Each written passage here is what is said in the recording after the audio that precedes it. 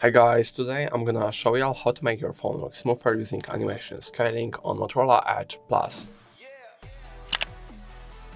Firstly, go into the settings.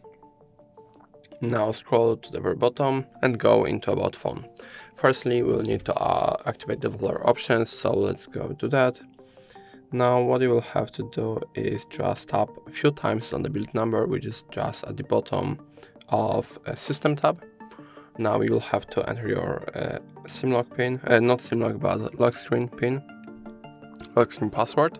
As you can see, I'm now a developer, so let's go into system and go into developer options. Now scroll down till you see something like animation or window, yeah, here. And if you're wondering what it does, I'll adjust it to 10x just to show you how does it, yeah.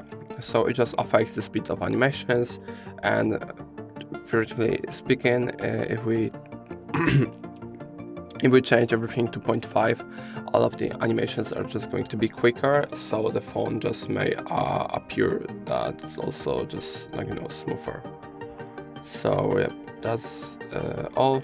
If it helps you, please leave a like and subscribe, and if you have no questions, let us know in the comments.